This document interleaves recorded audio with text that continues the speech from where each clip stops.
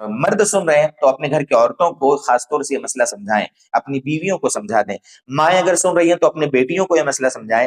بہرحال مسئلہ ضروری ہے، دینی باتیں سیکھنے سننے میں سمجھنے میں کوئی حرج محسوس نہیں کرنا چاہیے، کوئی شرم نہیں آڑے آنے دینا چاہیے۔ بہت ساری چیزیں غلط فہمی کی بنیاد پر لوگ الٹی سیدھی کرتے ہیں، مسئلہ صحیح معلوم نہیں ہوتا ہے۔ مثلا جیسے یہ حیض کا ہی مسئلہ دیکھ لیں، اگر کسی کو روزے کی حالت میں ماہواری آ جائے، پیریڈز شروع ہو جاویں تو کیا حکم ہے؟ لوگ کنفیوز ہوتے ہیں، لوگ پوچھتے ہیں کہ ماہواری آ گئی، روزے کا کیا مسئلہ ہے؟ میرے دوستو، پورے روزے کے وقت میں، یعنی جب سے سحری کا وقت ختم ہوا تب سے لے کر سحری کا وقت ختم ہوا تب سے لے کر جب تک افطار کا وقت نہ ہو جاوے، پورے یہ 13-14 گھنٹے جتنے بھی ہیں، اس پورے وقت میں جب بھی پیریڈ آ جائیں گے روزہ ٹوٹ جائے۔ اچھے سے سمجھ لیں اس کو۔ بہت سے لوگ کہتے ہیں زوال سے پہلے آ جائے، زوال کے بعد آ جائے، عصر کے بعد آ جائے، کسی کا کوئی حکم الگ الگ نہیں ہے۔ پورے روزے کے وقت میں جب بھی اگر کسی کو پیریڈ آ جائیں گے روزہ ٹوٹ جائے گا۔ ٹوٹ گیا، اب یہاں لوگ پوچھتے ہیں کہ جب روزہ ٹوٹ گیا ہے تو کیا کھانا پینا جائز ہے؟ بالکل جائز ہے۔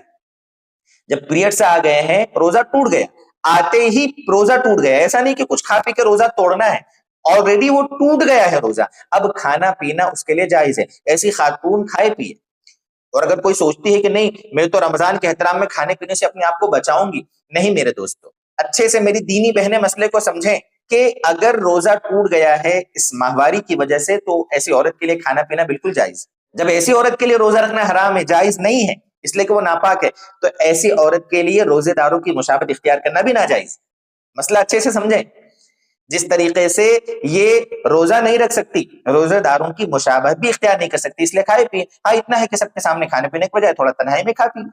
ہاں اگر مان لو اس کا الٹا ہوا، 6 دن 7 دن 8 دن جو بھی اس کو مہینہ آنا تھا آیا، اس کے بعد دن میں مثلا 12 بجے پاک ہو گئی، اس کو لگ رہا ہے کہ یقین ہو گیا اب یہ پاک ہو گئی، اس نے غسل کر لیا، غسل کر کے ظہر کی نماز اس کو ادا کرنی ہے ظہر کے وقت میں۔ اب اس کے لیے حکم ہے کہ یہ جب تک افطار کا وقت لوگوں کا جب تک نہ ہو جاوے، جنہوں نے روزے رکھے جب تک افطار کا وقت وہ جب تک روزہ کھول نہ لیں، یہ بھی اپنے آپ کو کھانے پینے سے بچا کے رکھے۔ مہینہ آنے کی صورت میں کھانا پینا جائز ہے، لیکن اگر روزے کے درمیان پاک ہو گئی، روزے کے وقت میں، اس نے تو روزہ رکھا نہیں ہے، دوسرے لوگوں نے روزہ رکھا ہے، لیکن اگر روزے کے وقت میں یہ پاک ہو گئی، غسل کر لیا اس نے، اب یہ نمازیں پڑھے گی، لیکن چونکہ روزہ تو رکھ نہیں سکتی، اس لیے کہ روزے کا وقت تو ناپاکی میں اس کا گزرا ہے، 3 4 5 گھنٹے جو بھی گزرے ہیں، تو اب افطار کے وقت تک یہ اپنے آپ کو کھانے پینے سے بچائے گی۔